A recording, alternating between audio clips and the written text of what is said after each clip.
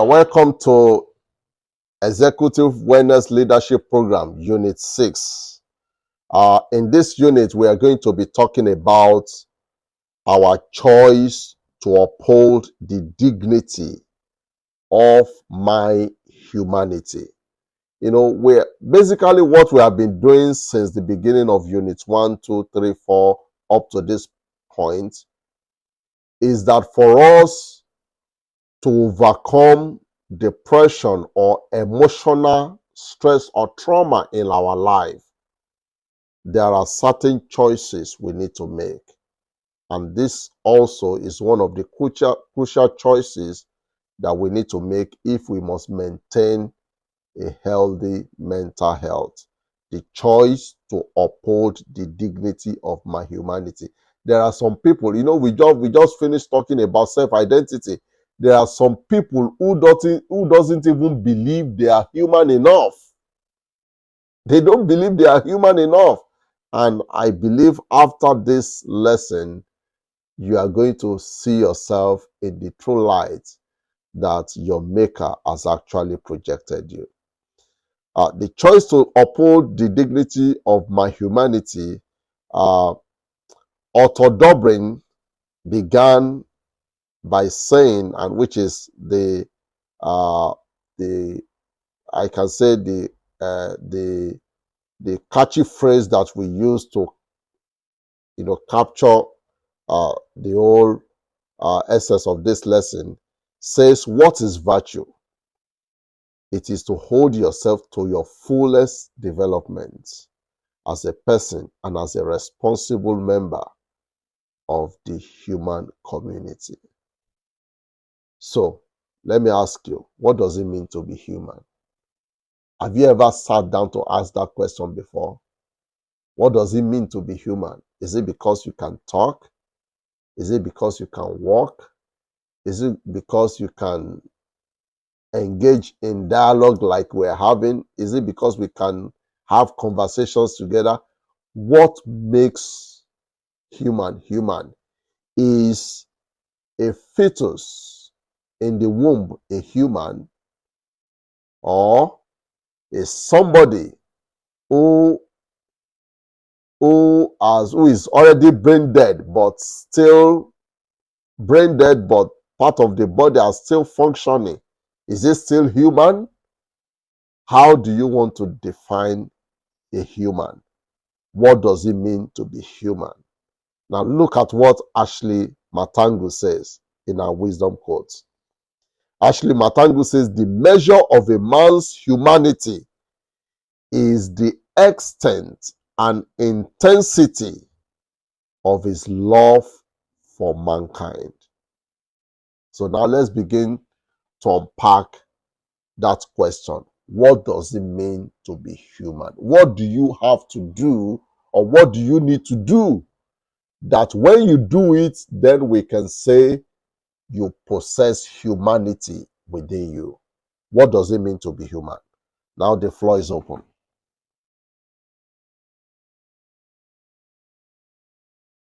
To me, what does it mean to be human? The ability to be able to decipher between my right from my left. The ability to decipher the right what from is good and what is bad. What is good and what is bad. Yeah, yes. Yeah. That is for because you. Animals, they are living things, but sometimes they don't have that sixth sense to be able to know, okay, what they are doing is bad. You see a goat entering the house to eat the food on the table. It's not bad to them. They see it's right. But as humans, we tend to. I'm not a science person. I'm more of a social person. So I'm not going to go into biology like that. But to me, I believe you are human when you can differentiate between what is good and what is bad, and you are able to, stand and be responsible for, take responsibilities for any actions you're taking. Because, like you said, there are so many people that are in coma, that they are still alive, but half alive, half dead. they on the bed in a coma, they are, how will I put it? We can't. To me personally, I'm not a doctor and I'm not a science person. They can't really make decisions by themselves anymore until probably they recover fully and up. So I believe to be human is to be in your right senses, being able to differentiate between what is good and what is bad. Thank you. Thank you. You know, I've written a book. The My publisher has accepted to publish the book. It is called Creed to Grace Therapy. In fact, I would say that what we are doing now is going to complement that book, because this lesson and the book are going to be used concurrently. And then you will find some of the things we are talking about here, you will find them fully discussed in that book about what it means to be human. It is really going to be interesting, because you will soon discover that some of the things we think makes us human, some animal also possesses some of those things. So how do we differentiate our own humanness from their own humanness? So this is a very, very deeply uh, philosophical question that even philosophers have grappled with it, because when you come to think of it, is humanoid, a robot that has the capability to think like a man. When that is fully developed, are we going to say the robot or the humanoid is also a human? These are some of the things we need to begin to understand as we begin to grapple with what defines us as human. Yes, do we have any additional Yes, sir. Good contribution? afternoon. Yeah, Yes, you're sir. welcome. What makes me human, sir? Yeah, That is one debate that I don't think has an ending. Like yeah. you said, philosophical. A final answer has not been found to that question. But however, that doesn't mean that there is no headway. Exactly. Because to be human is a combination of several things. My people in the science world would say it's the ability to respond to stimuli. So, but I would say, yeah, the ability to maintain cognitive reasoning is part of it. But again, I would add that the ability to respond to emotion is highly a part of humanity. It's a combination of several things, like I've said: reasoning, emotional response. All right. Adenike, let me just stop you there before you progress. Now, you are very correct, but do you also know that there are some categories of living things that are also emotional? Yes. For example, an elephant has emotion. You don't know that? Like dog. An elephant has emotion. An octopus is capable of feeling emotion. An octopus is capable of feeling pain. You understand? What of chimpanzee? What of monkeys? What of gorillas? These are, so I'm not saying we are not complete. I just want us to see the extent of what that understanding is going to bring us to when we begin to define what makes us human. I'm just saying that to broaden our understanding of the extent of that definition, so that we don't see it in a narrow mind, or with a narrow mind, or in a narrow way. Thank you. Okay, sir. To the glory of God, my wife is a philosopher, at least up to the master's level and all. Yeah. So I asked her, because devices that I don't know what's wrong with her network, but Okay. I asked her the question: we are together. Okay. I asked her the question, Madam Philosopher, what does it mean to be human? And the response she gave me was the ability to reason. The ability is quite similar to what I said out of me. I'm not a philosopher, but very similar to what I said. But she said something in their own terms. Maybe she should talk out herself. Damilola, philosopher. Yeah. So probably say, give your own answer.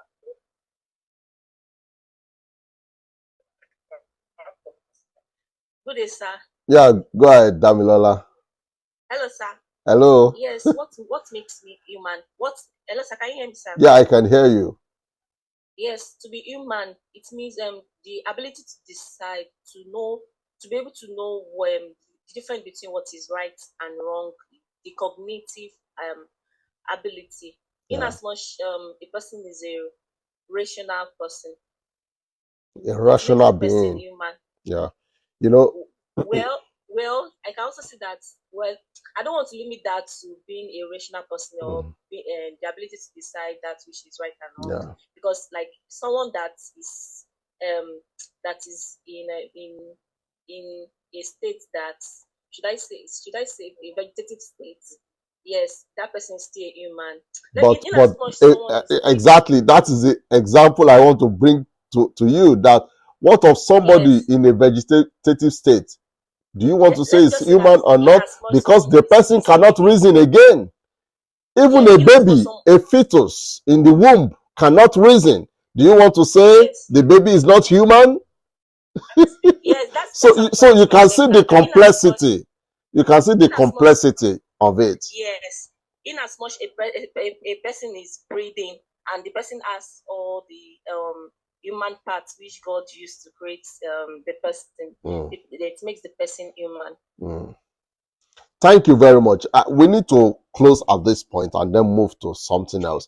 But the reason why I allowed this conversation to drag this long is for us to just have something to think about. That when you are defining human, it is not as easy as you think. And the answer is not as simple as you think. So, which brings us to the point that there are so many numerous factors we need to put into consideration before we can arrive at a proper definition of human. Now, let's wrap up our conversation. Have you ever sat down to ask yourself, what does it mean to be human? What are the basic features or characteristics to watch out for to conclude the extent of the humanness of a person? You know, the humanness can also have an extent. Do you know that? It can also have an extent. Is it because one can talk, run, walk, or is it because one can engage in intellectual discourse, like what Damilola said, ability to reason, rational thinking, ability to think rationally, or to coexist with our other fellow humans? That is very huge, and I want you to begin to process that in your mind as from this moment. Our leadership mindfulness thought: when people talk about dignity and humanity, what is being referred to is the inherent virtue that a person possessed. Of course, this can be stated in terms of a person's self-worth or self-respect. Now, what is dignity?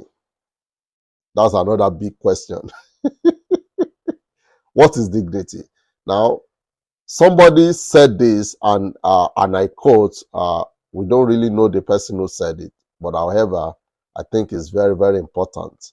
That is our wisdom quote.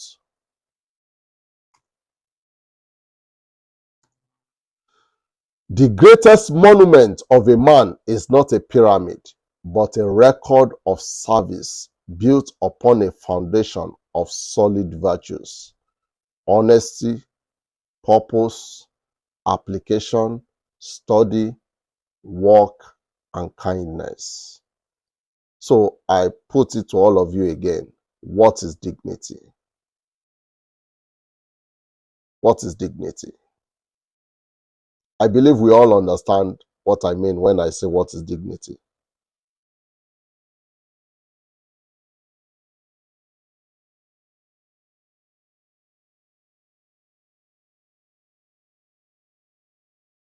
What is dignity? The quote you read out now, Yeah. wisdom quotes, has Yeah. summed it all up for me. Because I think the only thing that is not in the quotes is integrity. Integrity. Well, integrity The can greatest go along monument with of a man honesty. is not the pyramid, but a record of service built upon a foundation of solid values. Honesty, integrity, purpose, application, study work, and kindness. So I think to me, dignity is about you living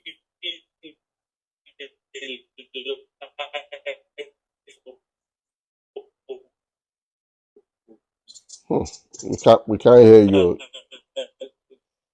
We can't hear you at all. You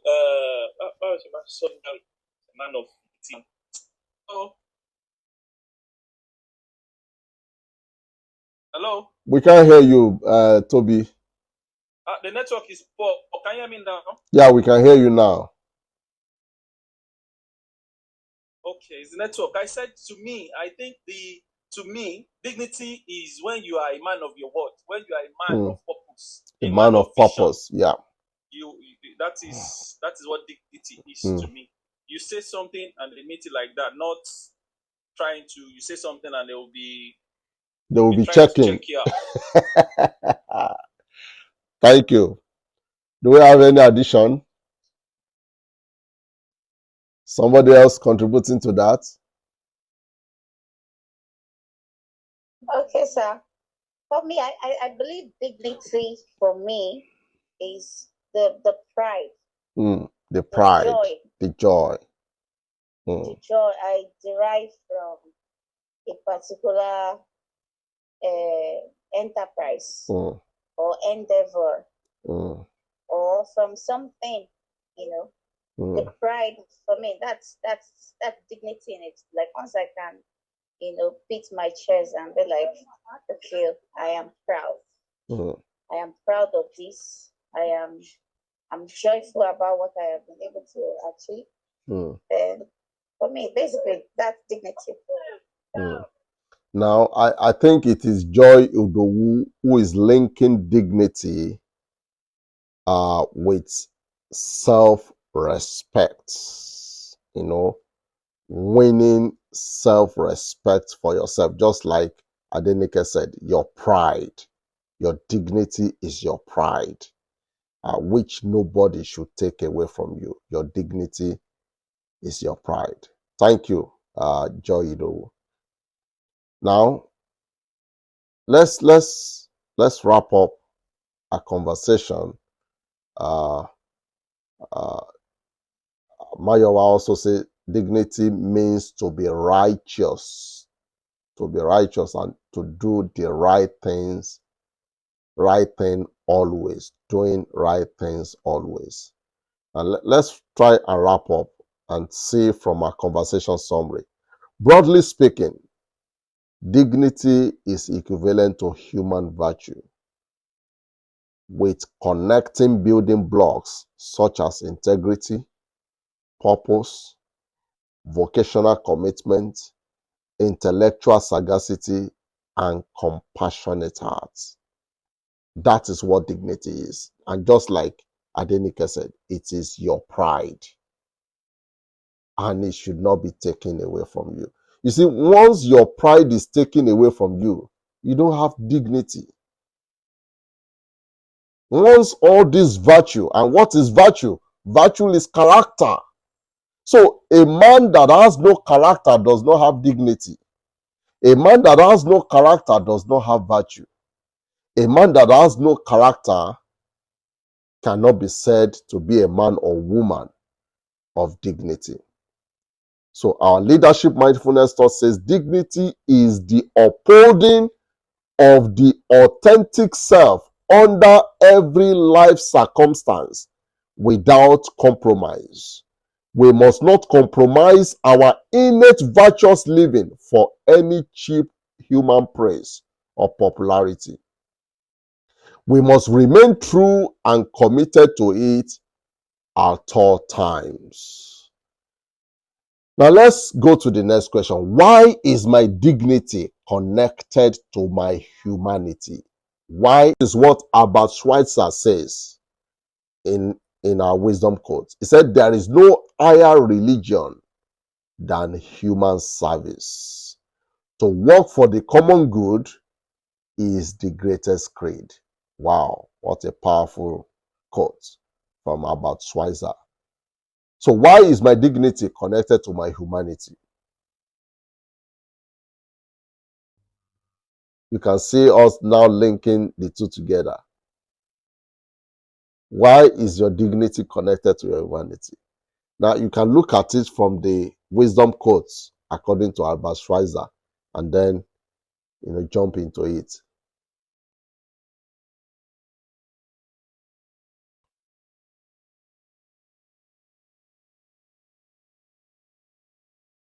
Yes? And there is silence in heaven. Is that what we are experiencing here? Why is my dignity connected to my humanity? Sir, my dignity is connected to my humanity because, like you have said, you said it has to do with your character. Mm. And a man cannot exist outside his character. Mm. Do you understand what I'm saying? Exactly. So it's largely connected to your humanity because you are made up of an entity of character. Mm. And as an entity of character, your dignity is infused. Mm. Mm. So there is a complete relationship, sir. I think that's just what I'm trying to say. Yeah, that is complete relationship because you need a good character to even be able to demonstrate your humanness. In life, you need your character to be able to demonstrate how much human that we have deposited inside of you. You need your dignity. Thank you very much, Adenike. Now let's do our conversation summary. Or are we having somebody else contributing? Yeah, I just want to say something from my own point of view. Okay. Dignity and humanity. Whether there is dignity, whether you are a man of dignity or your self-respect or anything is in place or not, it affects humanity. Exactly. If you have dignity, it affects humanity. It affects the way you relate with other humans in the community, in the environment, and if you don't have it, it still has an adverse effect. Exactly. Because we have robbers, we Yeah. have people that they are shameless. Yeah. They don't care. Yeah. They are just all self-centered and all. Yeah. It still have an effect on humanity itself. So it's not as if it's connected. It's a part. It's a life channel to each other. Humanity and dignity. So it goes pari passu. Thank you. Thank you. Now let's go to our conversation summary. There is one basic reason why your humanity is connected to why your dignity is connected to your humanity, which is to care for people. And just like Toby has rightly said, providing support when necessary and generally looking after people's welfare is what being a dignified human being all about.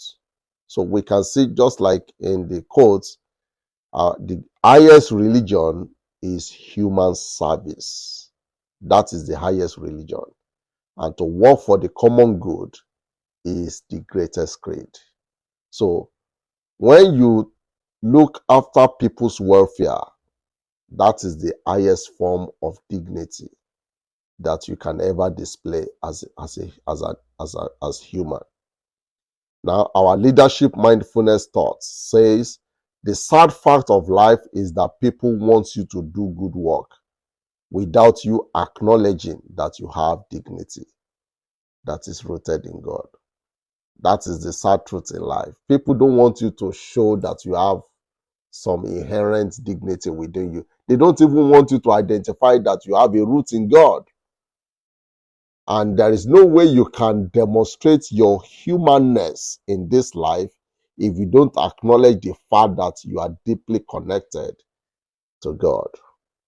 And that is our leadership mindfulness thoughts. Now let's go to the next question. Where do I need to express my dignity and my humanity? Where do I need to express it? Is it in the church, in the school, in the family, within my family setting, or where exactly do I need to express my dignity and my humanity? Now let's take the wisdom quote from Anne Frank. Anne Frank says, "How lovely to think that no one needs wait a moment. We can start now, start slowly changing the world. How lovely that everyone, great and small, can make a contribution towards introducing justice straight away." So where do I need to express my dignity and my humanity? Where do I need to do it?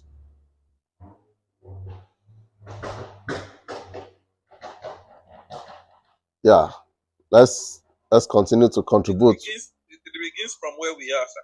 From where we are. Wherever we find ourselves, we need to begin.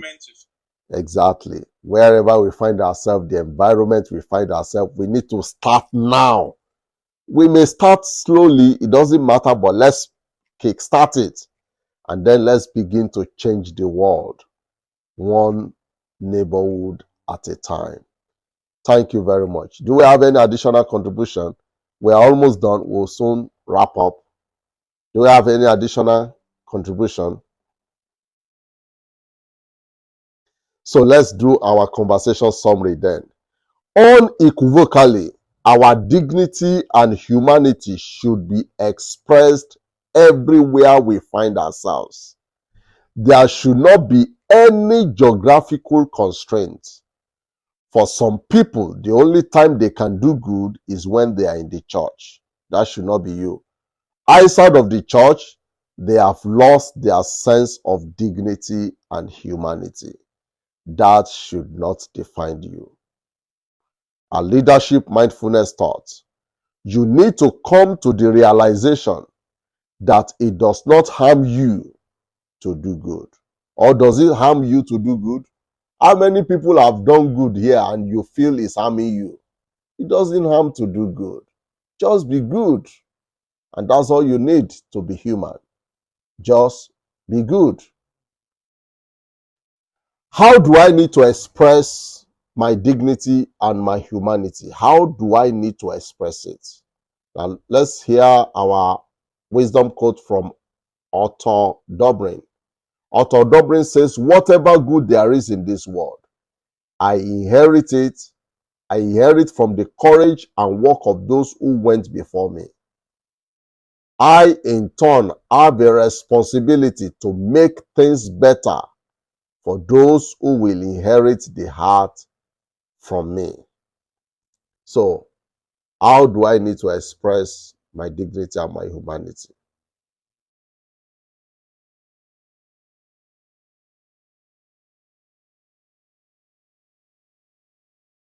How do I need to express it?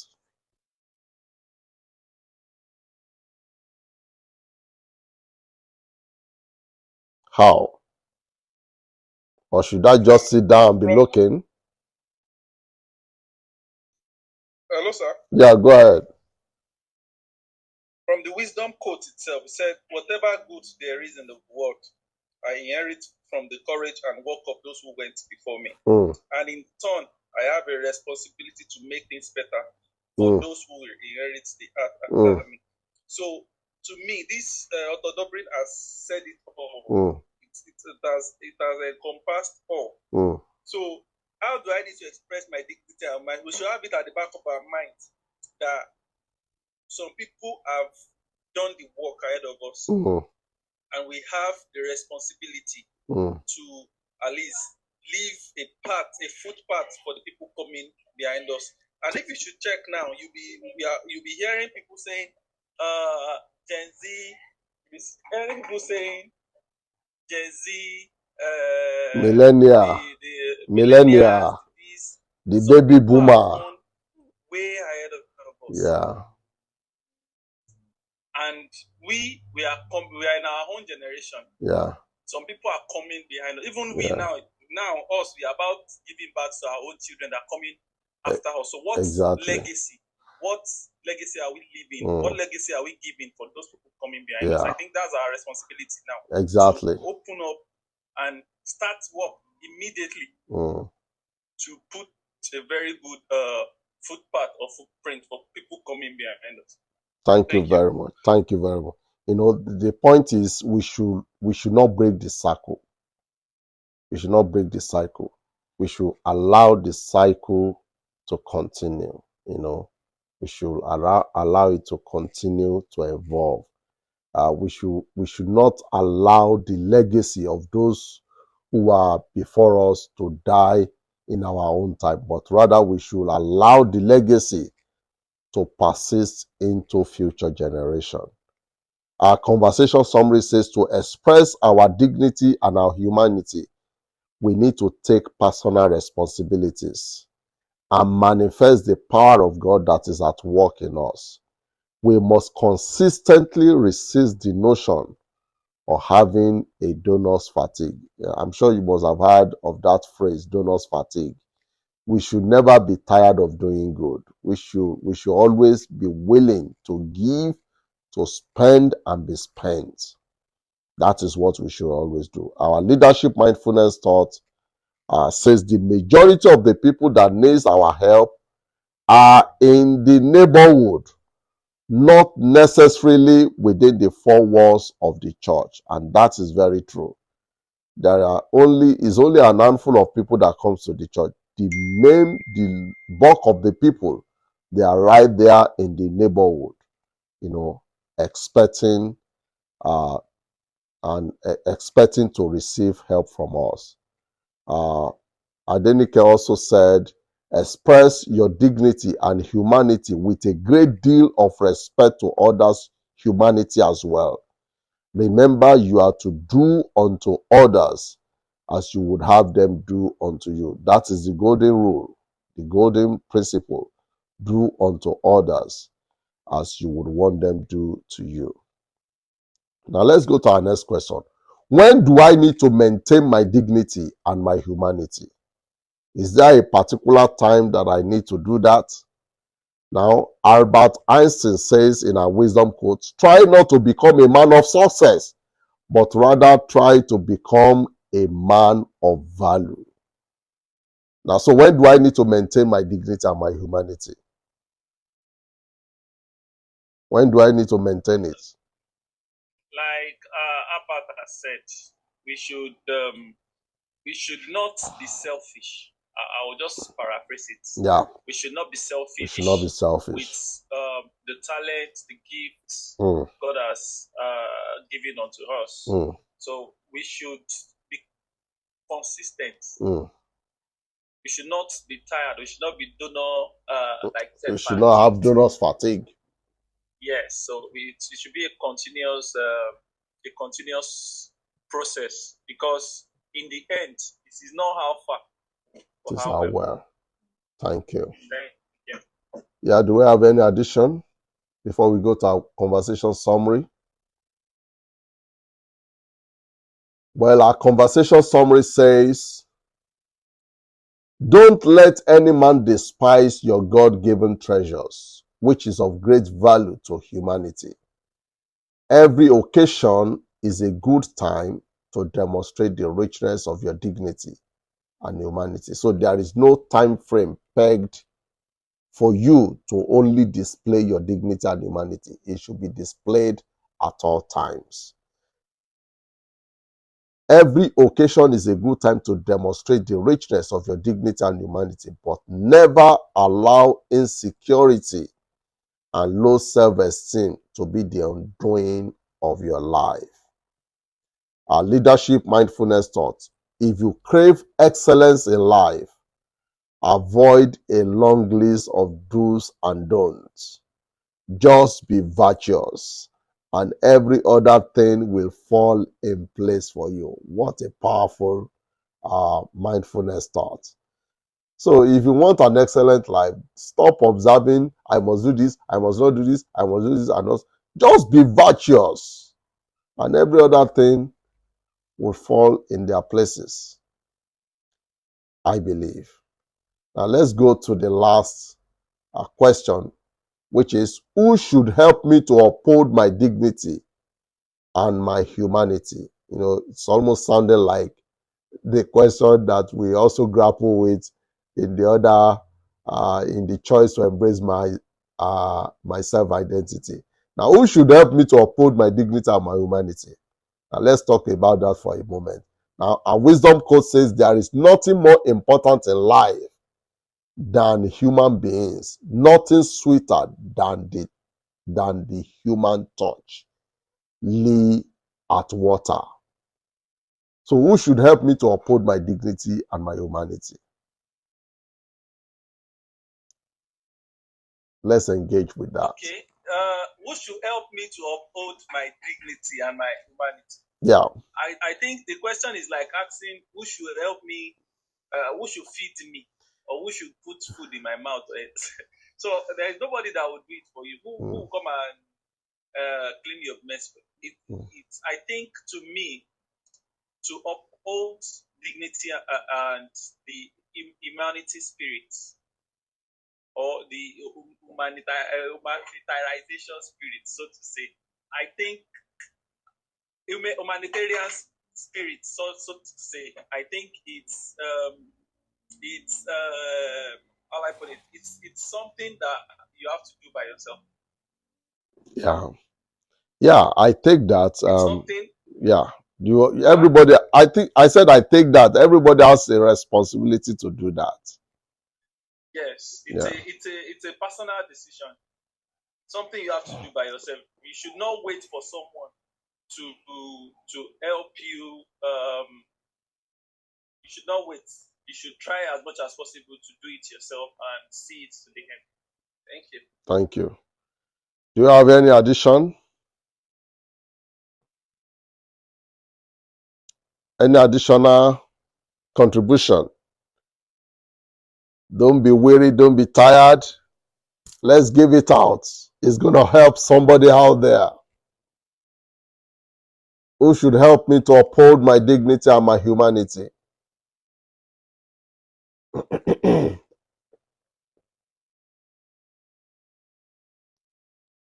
All right, let me conclude by saying that I get what Toby was trying to say, that we all have a responsibility to do that. But at the same time, we also need some sort of encouragement. We also need some sort of encouragement from others.